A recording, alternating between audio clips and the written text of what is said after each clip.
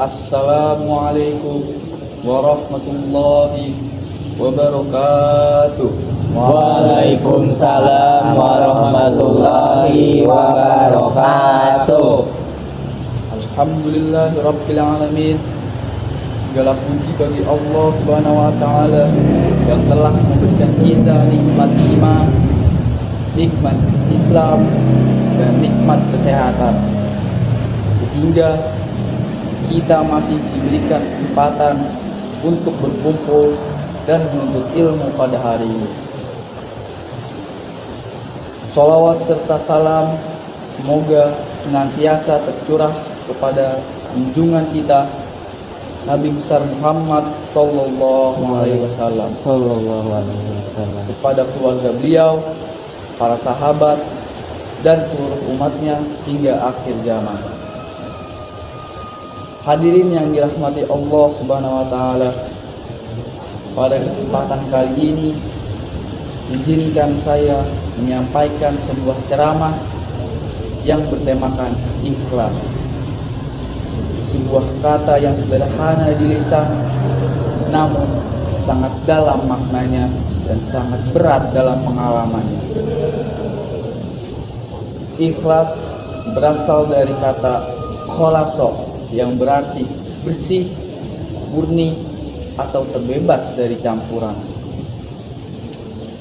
Dalam konteks ibadah, ikhlas berarti memurnikan niat hanya karena Allah Subhanahu wa taala, bukan karena ingin dipuji, dihormati, disanjung, ataupun mendapatkan keuntungan duniawi. Rasulullah SAW bersabda dalam hadis yang sangat masyhur, sesungguhnya setiap amal itu tergantung pada niatnya, dan sesungguhnya setiap orang akan mendapatkan sesuai dengan apa yang ia niatkan. Hadis riwayat Bukhari dan Muslim.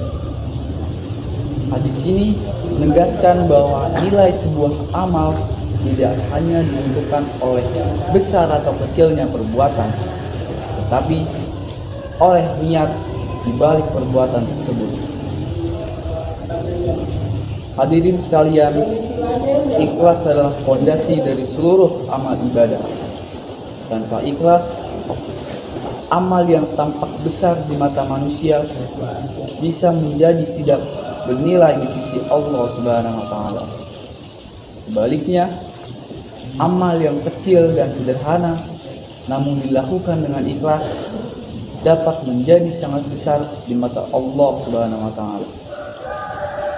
Bayangkan, seseorang bersedekah dalam jumlah besar tetapi tujuannya agar dipuji sebagai dermawan. Di mata manusia ia terlihat mulia, namun di sisi Allah bisa jadi amal tersebut tidak bernilai apa-apa. Sebaliknya, seseorang yang bersedekah sedikit karena keterbatasan tetapi dilakukan dengan niat yang tulus dan mengharapkan ridho dari Allah Subhanahu wa taala bisa mendapatkan pahala yang berlipat ganda. Allah Subhanahu wa taala berfirman dalam Al-Qur'an, padahal mereka tidak diperintahkan kecuali supaya menyembah Allah dengan memurnikan ketaatannya kepadanya. Quran surah Al-Bayyinah ayat 5. Ayat ini dengan tegas menjelaskan bahwa inti dari ibadah adalah memurnikan niat hanya kepada Allah Subhanahu wa taala. Hadirin yang dimuliakan oleh Allah Subhanahu wa taala, menjaga keikhlasan bukanlah perkara yang mudah. Hati manusia sangat mudah berubah. Hari ini ikhlas, besok bisa jadi tercampur oleh rasa ingin dipuji.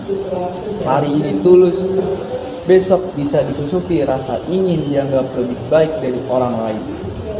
Salah satu penyakit hati yang paling berbahaya adalah dia, yaitu melakukan amal agar dilihat dan dipuji oleh manusia. Rasulullah SAW menyebut riya sebagai syirik kecil, karena dalam amal tersebut kita seakan-akan menyekutukan Allah dengan manusia dalam hal niat. Rasulullah Shallallahu Alaihi Wasallam bersabda, sesungguhnya yang paling aku khawatirkan atas kalian adalah syirik kecil. Para sahabat bertanya, apakah syirik kecil itu, wahai Rasulullah? Beliau menjawab, riya. Hadis riwayat Ahmad. Oleh karena itu, kita perlu terus-menerus mengoreksi niat kita, baik sebelum, sesaat, maupun setelah melakukan amal kebaikan. Hadirin sekalian, para ulama menyebutkan beberapa ciri orang yang ikhlas. Di antaranya, tidak mencari pujian manusia. Ia tidak kecewa, tidak dipuji, dan tidak bangga berlebihan ketika dipuji. Yang kedua, tetap berbuat baik meskipun tidak dilihat oleh orang lain. Amal yang dilakukan di tempat sepi nilainya sama dengan amal yang dilakukan di hadapan banyak orang. Yang ketiga, tidak membedakan amal kecil dengan amal besar. Semua amal dilakukan dengan sungguh-sungguh karena Allah Subhanahu wa taala. Dan yang terakhir, tidak mudah putus asa.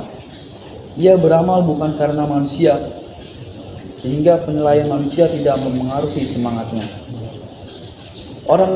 Orang yang ikhlas akan merasa tenang dalam beramal, karena yang ia cari bukan penilaian manusia, melainkan ridho dari Allah Subhanahu wa taala.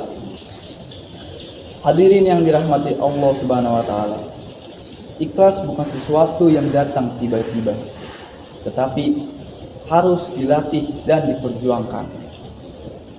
Beberapa cara untuk melatih keikhlasan adalah: yang pertama, meluruskan niat sebelum beramal. Sebelum melakukan suatu amal, tanyakan pada diri kita sendiri, untuk apa melakukan amal ini? Jika jawabannya masih bercampur dengan kepentingan dunia, maka luruskanlah kembali niat kita. Yang kedua, menyembunyikan amal kebaikan. Sebisa mungkin, sembunyikan amal-amal sunnah yang kita lakukan. Amal yang tersembunyi lebih dekat kepada keikhlasan karena hanya Allah yang mengetahuinya. Yang ketiga, mengingat bahwa semua berasal dari Allah Subhanahu wa taala. Ketika kita beramal, ingatlah bahwa kemampuan, harta, dan kesempatan itu semua berasal dari Allah Subhanahu wa taala. Maka tidak pantaslah kita untuk menyombongkan diri. Dan yang keempat, mintalah kepada Allah agar diberikan hati yang ikhlas. Para ulama dan orang-orang yang soleh sangat khawatir pada amal mereka tidak diterima, sehingga mereka banyak berdoa kepada Allah Subhanahu wa taala agar Allah menerima amal mereka. Hadirin sekalian yang dirahmati oleh Allah Subhanahu wa taala, ikhlas memiliki keutamaan yang sangat besar. Amal yang dilakukan dengan ikhlas akan mendapatkan pertolongan Allah, menjadi sebab diampuninya dosa, mendatangkan ketenangan hati, dan menjadikan amal yang terus mengalir pahalanya. Bahkan ikhlas bisa mengubah perkara dunia menjadi ibadah. Belajar, bekerja, membantu orang tua, dan menolong sesama, jika hanya diniatkan oleh Allah Subhanahu wa taala, semuanya akan bernilai pahala. Hadirin yang berbahagia, marilah kita jadikan ikhlas sebagai ruh dalam setiap amal yang kita lakukan. Jangan sampai telah kita sia-sia. Jangan sampai ibadah kita hanya menjadi rutinitas tanpa makna. Semoga Allah Subhanahu wa taala membersihkan niat-niat kita, menerima amal-amal kita, dan menjadikan kita hamba-hamba yang ikhlas. Akhir kata, semoga ceramah ini bermanfaat bagi kita semua. jika ada kebenaran itu datangnya dari Allah Subhanahu wa taala. Jika ada kekurangan itu datang dari diri saya pribadi. Subhanakallahumma wa bihamdika asyhadu an la ilaha illa anta astaghfiruka wa atubu ilaik. Assalamualaikum warahmatullahi wabarakatuh. Waalaikumsalam warahmatullahi wabarakatuh. Nah, ini kok.